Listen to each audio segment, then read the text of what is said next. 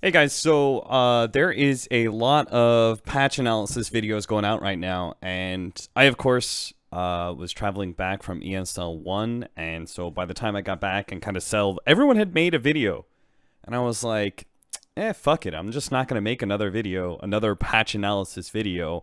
I'm just going to actually give you some short, condensed thoughts on certain things that I'm kind of interested in with this new patch and some things that I kind of want to theorycraft. So this one is going to be all about the new items that we're going to have coming in. And I am kind of excited for them. There's definitely going to be some potential real OP stuff happening. So to start first, we're going to go with the Meteor Hammer, which is probably the one that most people are going to be talking about. It's pretty simple. It's actually, let's yeah, there we go. That's better. So, Meteor Hammer is built with an Ogre Axe, Staff of Wizardry, Ring of Regen, Sage's Mask. All pretty cheap stuff, no recipe cost whatsoever.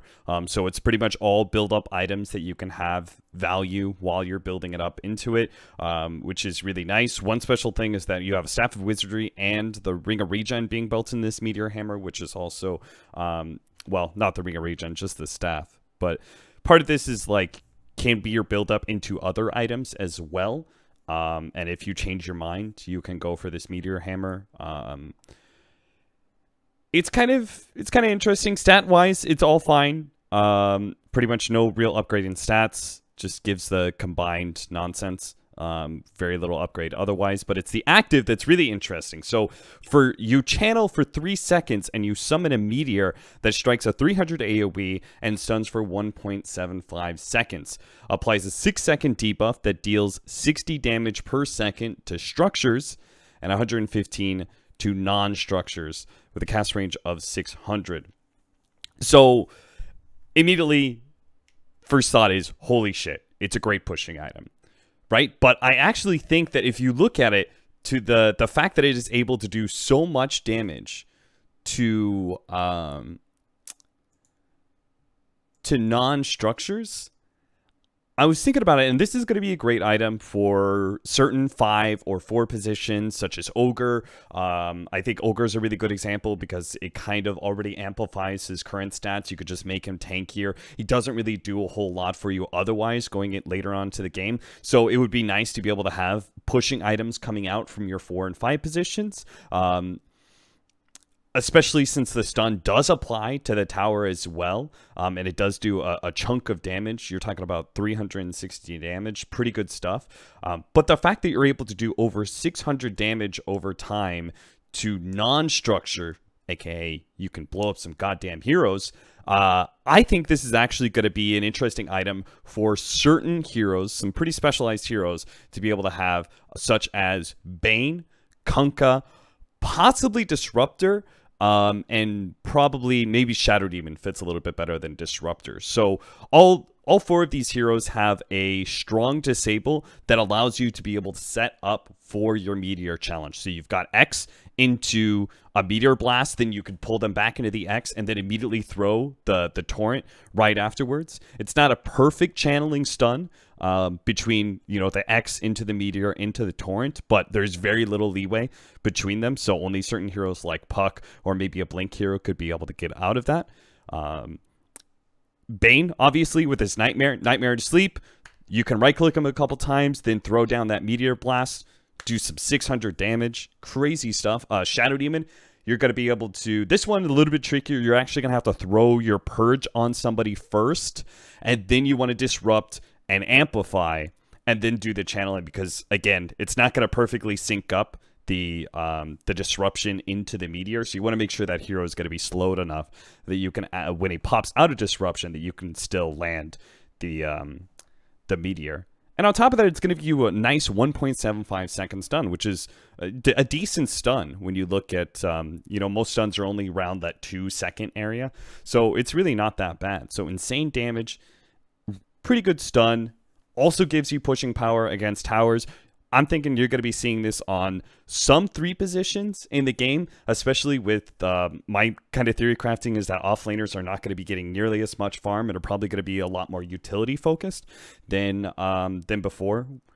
previous patches, 7.0 and even 7.07, there was a lot more carry style offlaners. I think here the utility aspect is going to be more important. So 3 positions, this item is under consideration for sure. Any supports that have long duration disables that you can actually use Meteor Hammer as an item against heroes, as well as any 4 or 5 positions that won't be able to give you pushing power. Maybe there's some 3 and 2 positions in there that can also pick up a Meteor Hammer, but I highly doubt it.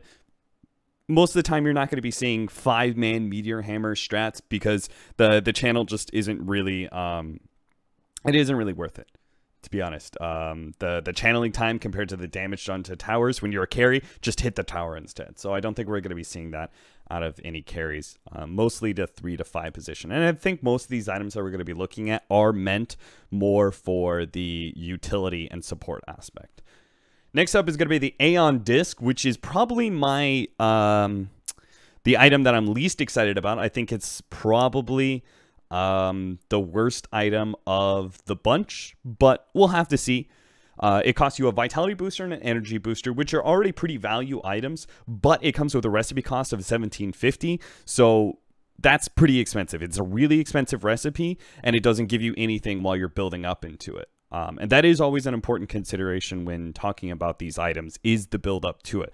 So it's expensive, not really easy to get. That 1750 recipe is going to be pretty tough for you. Combined, it doesn't give you any real amazing extra stats, but it does give you plus 25% status resistance. So this is the new thing that's being brought in for all these strength heroes and some of these items, that we're going to have status resistances now. So we're going to be able to reduce the duration of silences, stuns, slows, roots, etc. Pretty much all of these disables, all going to be able to reduce the duration of them, which is a pretty cool idea. But the item itself does not make it necessarily too appealing when comparing it to BKB, because you can still be chain stunned. You would much rather have a BKB in most of these scenarios, and you're talking about basically the same cost. Plus, for most of these carries, the BKB buildup is going to be a lot better for you. First of all, it gives you the strength, just like Vitality Booster. So it's Vitality Booster a little bit more value in the health aspect, but it's the damage aspect that comes from BKB that is going to be a lot more value for you most of the time. On top of that, it does have a passive. Whenever you take damage and are below 80% health, you apply a strong dispel on your hero, and you gain a 2.5 second buff that reduces all incoming and outgoing damage to 0 with a cooldown of 100 seconds. So this is basically some sort of like Aegis type, shallow grave type trigger that's going to be happening. That for me, I look at this and I'm thinking, I'd rather have armor. I'd rather have BKB. I'd rather have pipe. You know, I'd rather be reducing the damage of a lot of these things, because status resistance is an interesting idea, but all it means is the enemy does have to just lay more disables into you to make sure that you die chain stunned without being able to cast any of your abilities. So I don't think the 25% static resistance is all that value unless you are a very tanky hero naturally. So I'm thinking Abyssal Underlord is going to be one of the top ones on my list. A hero that you just naturally have to lay a lot of magic damage and a lot of disables on to make sure he doesn't get off that ultimate. Centaur Warrunner, I think, is another one who naturally is going to have a lot of strength. So he's already going to have some innate status resistance, and you add this on top of it, it's going to be even harder to really keep him stunned for very long. And then the other side of it, I'm just thinking about the status resistance and how that works. And for me, it's only if you're really a tanky hero that's going to see value, where people have to lay a lot of disables over and over into you to bring you down. But the other side of it, the passive, right, which is this weird kind of like Aegis type save that is going to be able to save you, it has some value, but not very much for any hero that is looking to do damage. And it's too expensive for a lot of supports. It's not really a great saving item, right? Most supports, you're going to be loving Force Staff and Blink Dagger and thinking about, you know, like magic resistance and things like that far before you think of Aeon Disc.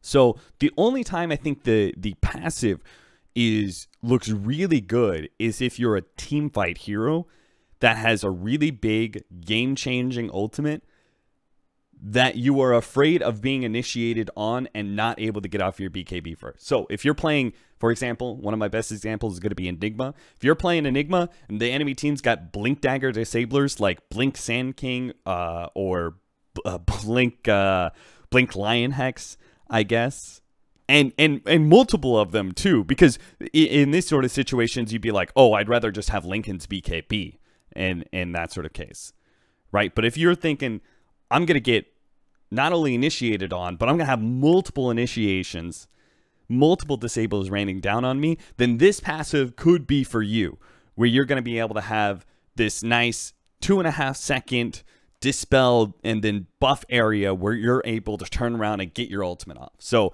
you're an Enigma, you're afraid of being constantly initiated on, you don't think you're going to be able to do it sometimes.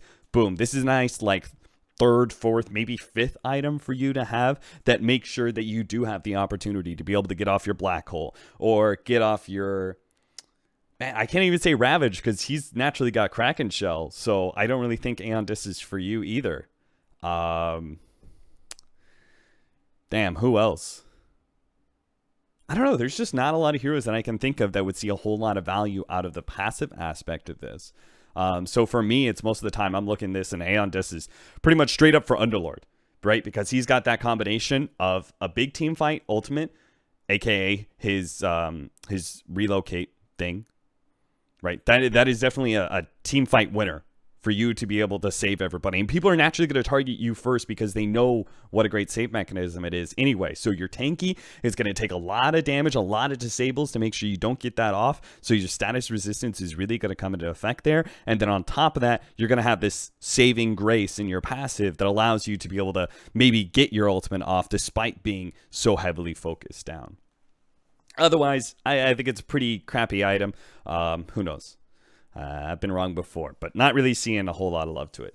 Spirit Vessel, next one, a nice upgraded support item. I'm loving it. Urn of Shadows, right, which is a natural build-up for a lot of support and utility heroes, into a vitality booster, which is a lot of value for you anyway, just straight up raw HP value stuff.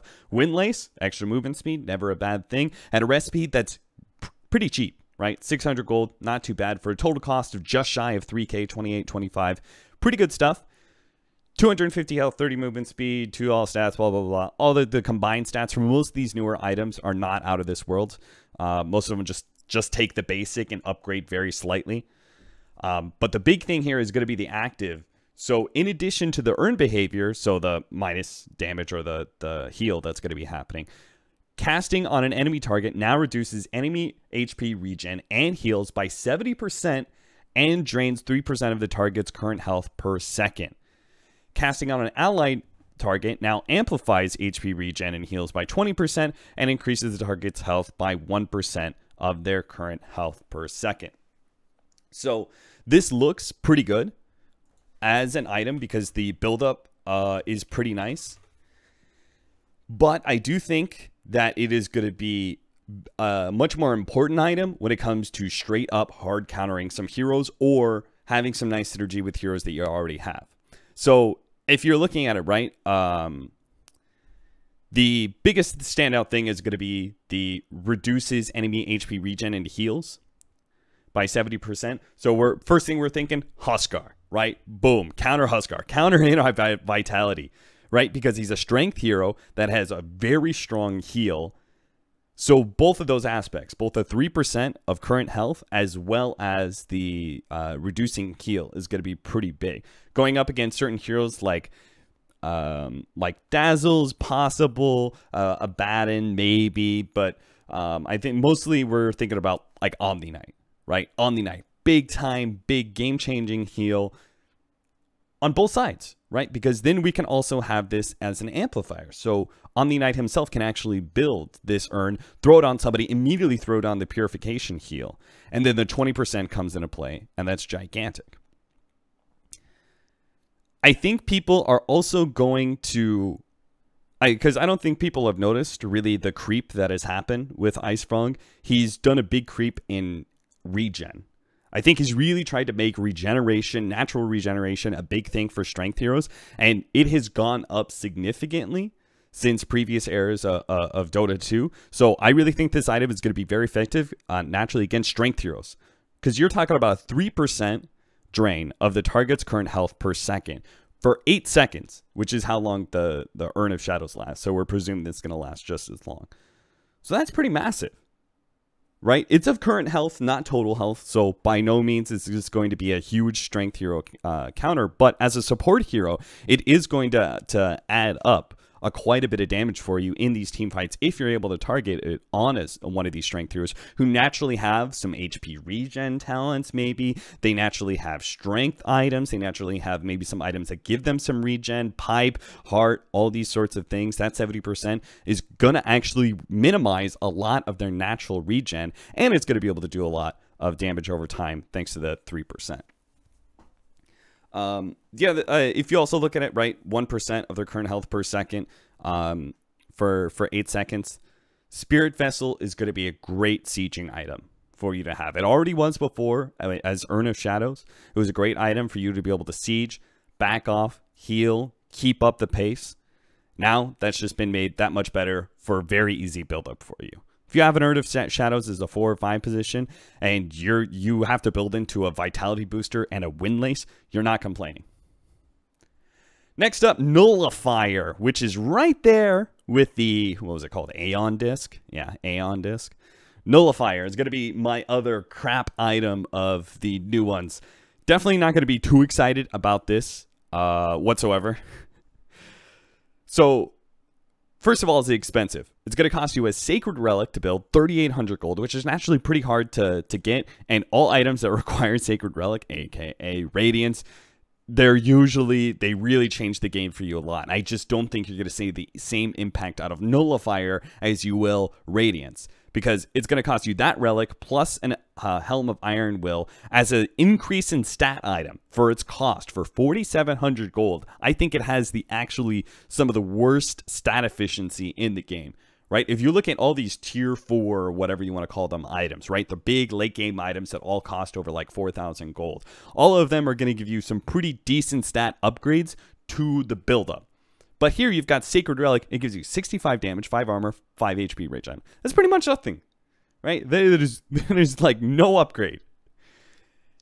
So it's going to be all about the active, right? How strong the active is. And I'm not convinced that this active is going to be that much stronger than any of the other single target items that you would look to. So it dispels the target and mutes them for 5 seconds. Anytime the muted target is attacked, it will be slowed by 100% for 0.4 seconds. Applies slow on projectiles impact. Cooldown 14, mana cost 100, cast range 600, projectile speed, which is kind of interesting to me that it was a projectile at all and not instant like Orchid, 1200. So mute. Let's talk about that first. It's a mute. So what a mute does is it takes your items out of play. It doesn't actually silence you. Like Orchid, it mutes your items.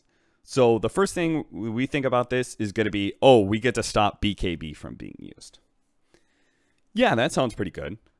For a 4,700 gold item, though, we're not looking that much farther to be able to pick up a Scythe of Ice, which is also going to be an item that disables you and prevents you from being able to use BKB, right?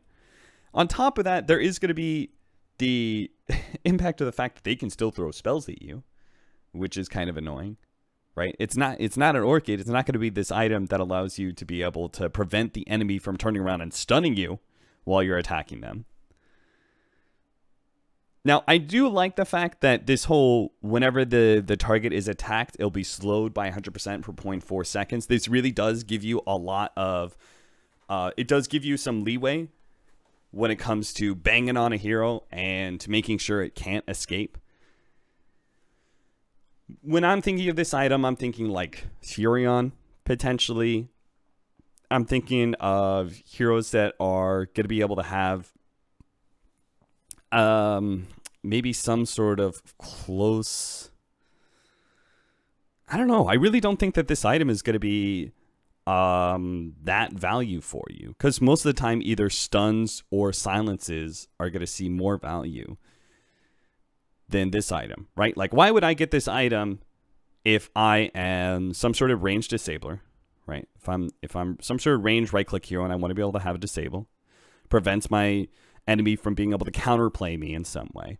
Why would I get this and not Scythe of Ice if I'm an intelligence hero? Why would I get this if I'm a melee damage hero? Why wouldn't I just get Abyssal Blade? You know, so all of these are kind of questionable for me. I'm not really feeling it.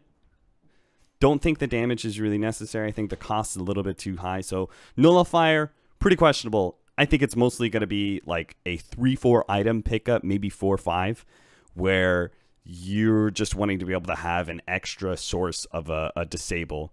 Combined with Orchid, it could look pretty good to be able to silence somebody and prevent them from being able to use Manta, prevent them from being able to use BKB. The combination of the two is going to be a nice duo of disable. But if you're taking the cost of that, that's like over 8,000 gold to be able to get both of them. So, not really a fan of Nullifier. I think it might actually be, now that I'm thinking about it, I think it's actually worse than Aeon Disc. I've seen it in action, watching a couple of the pro streams. Don't think it's great. This item, however, the last item on the list, probably the item that is going to be the most OP of the bunch. I know everybody's looking at Meteor Hammer. Everybody's thinking about it. Looks really cool, etc., etc. But Kaia is definitely going to be, I think, the most applicable item in Dota 2. It's going to have the biggest impact in the Dota 2 game. And pretty much it's just a Sage or a Yasha, but except for intelligence heroes. So same build-up as you would see from a Sage and Yasha, Staff of Wizardry, Robe of Magi, plus a recipe. Same exact cost. It gives 16 intelligence, 10% spell amplification, and plus 10% mana cost and mana loss reduction. So that can be a little bit confusing, but basically what it means is your spells are going to cost 10% less, and you're going to take 10% less on mana loss. So mana burn, mana break, anytime you're facing Nyx Assassin or Animage, this is going to be just extra value for you. But I don't think you even have to think about these things. I don't think you even have to think about the mana cost and the mana loss reduction. Because for any hero that is going to see value out of this, right, out of the spell amplification, out of the big intelligence, easy intelligence, like mid-game sort of item build-up, any one of these heroes is going to be happy with this item with just the 10% spell amp. Because it's actually like 11%, a little over 11% if you consider the intelligence that goes into this item. So any hero is going to be pretty happy with this item as a build-up. Pretty much, I think every single intelligence hero in the game is going to consider building this at some point in time. Supports, maybe they would rather go for a 4-staff, seeing as it didn't get nerfed that badly. Harder carries like Storm Spirit might just want to be able to build into their Bloodstone and Orchid still. But it is such a value item that I think every single intelligence hero in the game is going to consider building this item. It's just a nice mid-game item to have for an intelligence hero. Anyway, that's pretty much it. Short, sweet. Just wanted to be able to talk about the items. That's it. I'm going to be doing a couple more of these about specific things in the patch that I kind of want to theorycraft. Maybe it's going to be some hero changes.